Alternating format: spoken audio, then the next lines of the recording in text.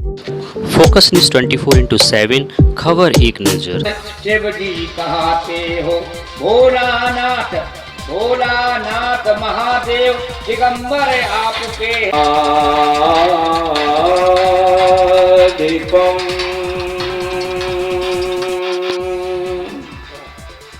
भुजगभूषण भूषितांगम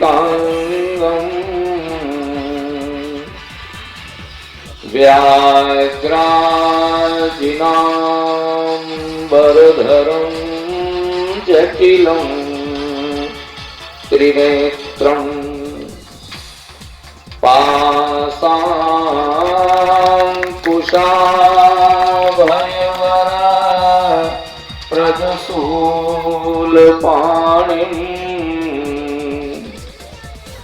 वाराणसी पुरपतिं भज विश्वनाथं जानकी जीवनं वन्दे मांडवी प्राणवल्लभम् उर्मिला रमणं वन्दे कीर्तिकान्तं नमाम्यहम् अंजनानन्दनं वीरं जानकी शोकनाशकम् कपीशमक्षहन्तारम् वन्दे लङ्काभयङ्करम् वन्दं सिय प्राणप्रिया सुसमासील निधान भरत शत्रुघ्न सुखद श्री रामानुज हनुमान याज्ञवल्क्य भरद्वाज मुनि उमा समेत महेश बंदौ तुलसीदास पद कागभूषुंडी खगेश। प्रेम से बोले सियावर रामचंद्र भगवान की, बोले हनुमान जी महाराज की, शंकर भगवान की। अभी अभी हम जिनकी वाणी से आप्लावित हो रहे थे और एक ही पावन धरा से पधारी हुई बेटी मिथिलेश्वरी दीक्षित जी, वास्तव में बात सत्यता की है। आजकल राम कथा की जितनी महिला वक्ता कम से कम मुझे मिली है, बरोबर जी, उनमें कथा का ज्यादा क्रम कम दिखाई देता है। सत्यता की बात, गाना होता है ज्यादा, बजाना होता है ज्यादा, कीर्तन होता है ज्यादा, लेकिन सीधे कथा पे उतर करके और जो समय मिला है और तुलसी की ही चर्चा करना, ये एक प्रशंसा लक्षण होता है। और जिसमें मुझे ऐसा लगा कि मिथिलेश्वरी दीक्षित को महारत हासिल है। कथा के बीच में किसी तरह का दाया बाया नहीं, कोई राजा रानी नहीं, कोई सेठ सेठानी नहीं, कोई इस तरह की दंत कथा ना हो। ये ऐसी शुद्ध और सात्विक कथा कहने वाली बेटी मिथिलेश्वरी दीक्षित जी। मेरे बाद जिन्हें आप श्रवण करेंगे वो बाबा के रत्न हमारे छोटे भाई राम गोपाल तिवारी जी, स्वयं एक सिद्धस्त कथाकार हमारे आशु कवि आशु कवि का होता है मतलब कि जहां सरस्वती सीधे उन्हें शब्द देती चली जाती है, वो गूंथते चले जाते हैं माला में, उसे आशु कवि कहा जाता है।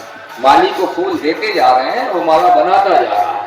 तो शब्द जिसे सरस्वती देना प्रारंभ करे और कविता निकलने लगे, उसे ऐसे हमारे बरुआ जी संचालक के रूप में और समस्त समिति के पदाधिकारीगण, भक्तजन, और आज जिनके दर्शन हुए हैं कल के अब्सेंटी के बाद, ऐसी हमारी मातृशक्ति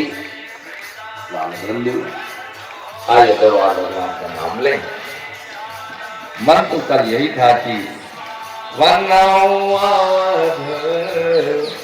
अपुरी अति पावनी असरयु सरी कली कलुष नशावनी प्रगट जहाँ रघुपति शशि चारु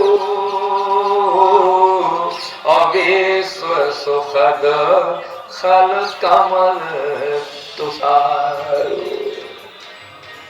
रामचंद्र बड़ी सुंदर चौपाई है। अब दिशा निर्देश दिया गया है, भरत चरित्र ही कहूंगा, लेकिन पूर्वा पर तो जुड़ना करेगा कल की बात। रामचंद्र नाम यहां से, जबकि रामचंद्र भगवान का नाम नहीं है। विचार करें मानस वाले, नामकरण कर अवसर जानी अभूप बोल पठे मुनि ज्ञानी। वशिष्ठ जी आए, बोले इनके नाम रखो, धारे वो नाम मुनि हृदय विचारी। राम का क्या नाम रखा? राम की रामचंद्र,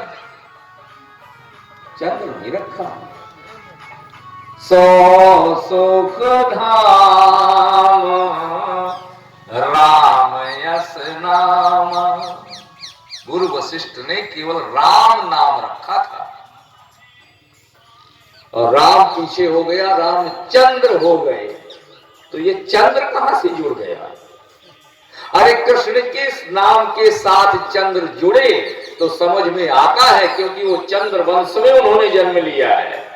लेकिन राम ने तो सूर्य वंश में जन्म लिया है, और सूर्य वंश के नाम के आगे चंद्र किसने जोड़ दिया, कहां जोड़ दिया, क्यों जुड़ गया, अब कहां से जुड़ना प्रारंभ हुआ रामायण में? और रामचंद्र एक बार नहीं, राम चाहे कम आया हो, लेकिन रामचंद्र पति सो वैदेही। वैदेही की पति का नाम भी कहा गया, ये राम नहीं है, रामचंद्र है। तो चंद्र कहां से जुड़ा, क्यों जुड़ा, चर्चा करता मैं, लेकिन प्रसंग बदल दिया गया है। इसलिए इन सबको फिर प्रणाम करते हुए अयोध्या, अयोध्या क्यों बनी? कल मैंने सरी व सरी की चर्चा की थी। सरी माने क्या होता है, और उसके पश्चात अयोध्या। जब हुई हो अवध भुवाल और तब मैं हो तुम्हार सुत। सैकड़ों वरदान मनु को दे दिए जाए, कल तिवारी चर्चा कर रहे थे, लेकिन भगवान ने कहा ना, वरदान भी देंगे लेकिन पूरा नहीं करेंगे। क्यों? बोले जब हुई हो अवध भुवाल, तुम जब अयोध्या के राजा बनोगे, और अगर तुम किष्किंधा के बन जाओ चाहे मिथिला के बन जाओ, हम तुम्हारा बेटा नहीं बनेंगे। क्यों भाई, क्यों? अयोध्या के ही राजा बनने पर हम बेटा क्यों बनेंगे? ये सब चर्चाएं अपेक्षित थी। तो इनको प्रणाम करते हुए सीधे आइए, बिना किसी इफ बट के आपको भरत चरित्र की ओर ले चलो, क्योंकि हमारे बरुआ जी का आदेश है। और हम तो देखिए वक्ता हैं, बुलाए गए हैं, और हमारे मालिक होते हैं बुलाने वाले, और संचालक होता है हमारा गाइड करने वाला। तो ये तो हमारे बॉस हैं।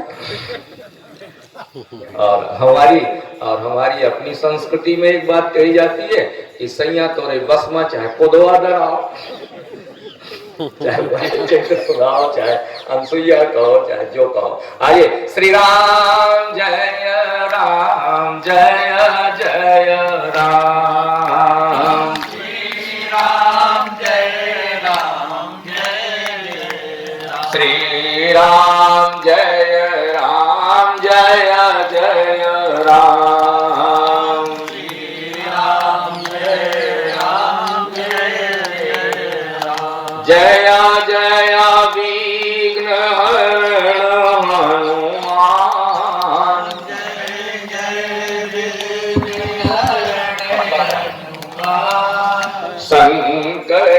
मोचन कृपा निधान,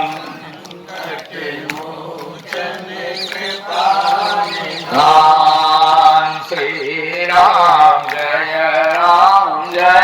जय राम, श्री राम जय राम। भरत कथा ये भावबंध विमोचनी, क्या बात तुलसीदास जी। अगर आप रामचरित्र सुनते हैं तो उसकी अलग बात है, लेकिन अगर आप भारत कथा सुनते हैं तो आप संसार के बंधनों से छूट जाएंगे। और ये कोई बात, ये चौपाई कोई छोटा मोटा आदमी नहीं कह रहा, विदेह राज जनक कह रहे हैं, जो ज्ञान और वैराग्य के सर्वोत्कृष्ट उदाहरण है। रामचरितमानस एक बक्सा है और उस बक्से के भीतर 3 रत्न रखे हैं। रामचरित के भीतर 3 चरित्र हैं। रामचरित बक्सा है और उसके भीतर 3 चरित्र हैं। पहला, प्रथम ही मैं कही शिव चरित, अबूझा मरम तुम्हार।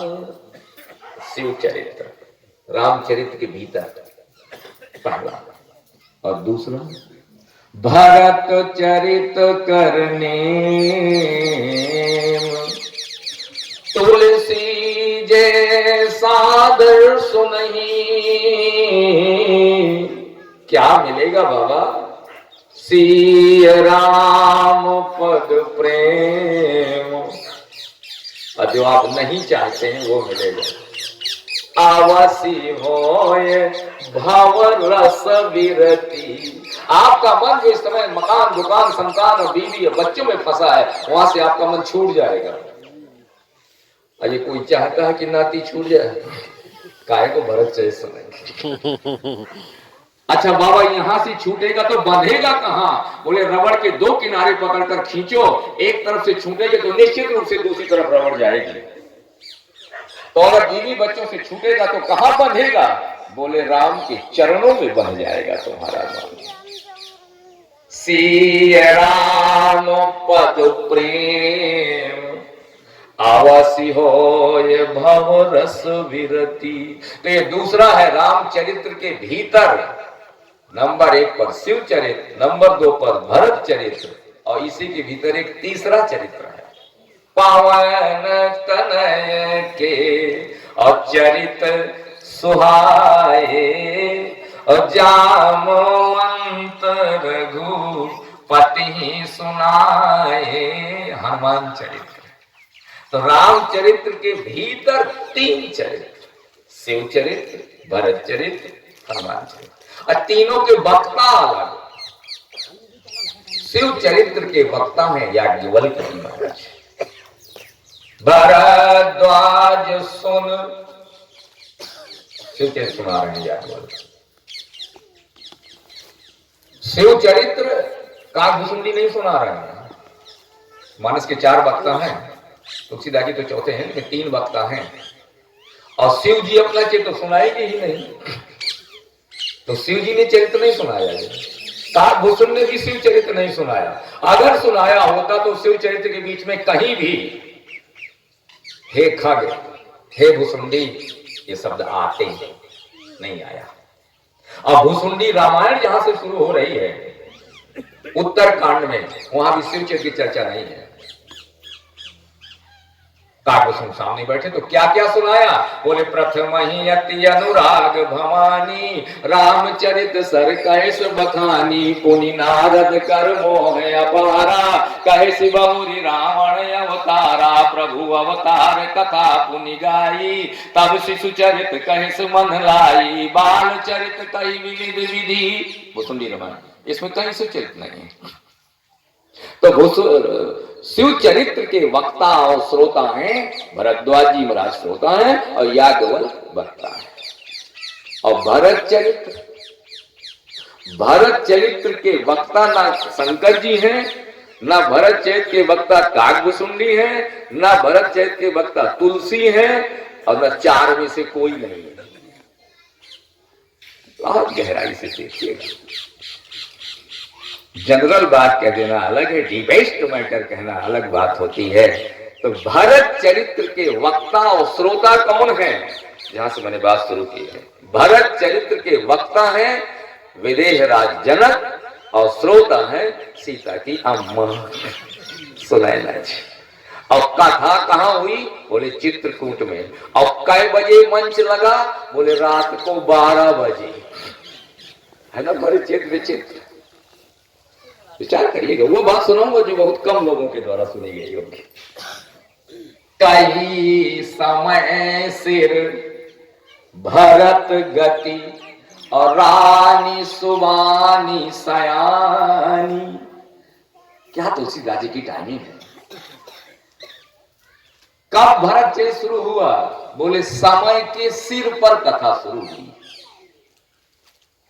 समय सिर माने 12 बजे, क्योंकि समय का सबसे क्लाइमेक्स समय क्या होता है? तारीख कब बदलती है? 12 बजे।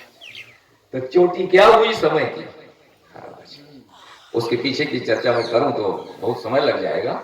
समय सिर में बस इतना ही समझ लीजिए, कई समय सिर 12 बजे कथा शुरू हो रही है रात के भरत चरित्र। तो भरत चरित्र के वक्ता है विदेहराज जनक और श्रोता है सुनैना जी। भरत चरित्र शुरू हो रहा है। बोले भरत कथा भवबंध विमोचनी और सावधान सुन सुमुखी असुलोचनी। सीता जी की मां के लिए कहा रहा है। और तीसरा जो हनुमान चरित्र है उसके वक्ता है जामवंत जी महाराज। इन चार में से कोई नहीं है। और श्रोता है राम जी। पवन तनय के और चरित सुहाए। किसने कही? बोले जामवंत। किसको? बोले रघुपति ही सुनाए। अलग अलग दिनों के। तो भरत चरित्र 12 बजे रात को शुरू हो रहा है। अच्छा एक बात और देखते, राम जी का जन्म क्या बजे? अच्छा कन्हैया का काहे? 12 ज्यादा अच्छा होता है कि सवेरे 4 बजे ब्रह्म मुहूर्त में। अरे तुम तो भगवान हो, चाहे ब्रह्म मुहूर्त में आओ, चाहे दिन में आओ, चाहे रात में आओ, तुम्हारी कोई पाप। हमें तो जय बजे पटको तय बजे हमें यहाँ नहीं पड़ेगा। हमारी तो मजबूरी है। हम कहें साहब ठाकुर जी हमें 3 बजे पैदा करो, तो हमारी तो बात नहीं सुनी जाएगी। लेकिन तुम तो चाहे जब आओ सरकार, लेकिन दोनों सरकार 12 ही बजा रहे हैं। जबकि सबसे श्रेष्ठ होता है हमारे यहाँ ब्रह्म मुहूर्त। चाहते तो भगवान ब्रह्म मुहूर्त में जन्म लेते, लेकिन ना दिन के 12 बजे, एक रात के 12 बजे। और भरत चरित्र रात के 12 बजे। अर्थ क्या है? बहुत गहरा अर्थ है। अच्छा जरा 12 देखना, अपने घर में जाके देखना, आपके घड़ी लगी होगी, उस घड़ी में 3 सुइयां हैं। और 12 कितनी देर के लिए बचता है? केवल 1 सेकंड के लिए बचता है। एक छोटी वाली सुई 12 में पहुंच गई, सेकंड वाली वो मिनट वाली भी पहुंच गई, लेकिन अभी वो सेकंड वाली टक टक टक। अभी 11:59 हुए, अभी 12 नहीं बजे। और उसने किया टक, 12 बज गया। और उसने किया टक, अब 12 नहीं बजा, अब 12:01 हो गया। अच्छा हो गया कि नहीं हो गया? तो 12 कितनी देर के लिए बजा? 1 सेकंड के लिए। जरा गणित देखें आप अपनी घड़ी में, आप देखें 1 2 3 4 5 7 9 10 11 लिखे, नंबर लिखे। तीनों सुई 12 को छोड़कर चाहे जिस नंबर में पहुंच जाए वो ना बजेगा। अच्छा तीनों सुई 2 में पहुंच जाए तो 2 बजेगा। अच्छा तीनों सुई 5 में पहुंच जाए तो 5:20 हो जाए। अच्छा तीनों सुई 9 में पहुंच जाए तो 9:15 होगा। और तीनों सुई 11 में पहुंच जाए तो 11 ना बजेगा। जितने उसमें अंक छिपे लिखे हुए हैं 1 से 11 तक, वो सब बेकार लिखे हुए हैं। उनमें से केवल एक ही अक्षर ऐसा लिखा हुआ है 12, जिसपे तीनों सुई पहुंच जाए तो 12 ही बजेगा और कुछ ना बजेगा। मतलब क्या है? मतलब है ये 3 सुई सतोगुण, रजोगुण और तमोगुण। और भगवान कहते हैं ये जीवात्मा क्या है? बोले ये फिरत सदा माया कर प्रेरा। 4 चीजों से जीव बना है, काल, कर्म, स्वभाव, गुण। हम सतोगुण, रजोगुण, तमोगुण से बने हैं, तो तीनों सुइयों की तरह हम टकटकाते घूम रहे हैं। और भगवान त्रिगुणातीत हैं, गुण से रहित है भगवान। गीता में भगवान निर्द्वंदो नित्य सत्वस्थो, निर्द्वंद है भगवान। त्रैगुण्य विषया वेदा, गीता में भगवान गुण से ऊपर है। इसलिए वो 12 बजे की तीनों सुइयां शून्य पे पहुंच गई। और जब आपके तीनों गुण शून्य पे पहुंच जाएंगे, भगवान का साक्षात्कार हो जाएगा। और एक भी गुण प्लस माइनस रहेगा, भगवान मिलने वाले नहीं है। और चाहे जो कुछ मिल जाए, स्वर्ग मिल जाएगा, भगवान नहीं मिलेंगे। तो कई बजे कथा हो रही है? कहीं समय सिर भरत गति। लेकिन तुलसीदास जी कहते हैं मेरे भरत चेत को सुनो। भरत चेत को 3 स्टेप में हम ले सकते हैं। एक भरत चेत अयोध्या में,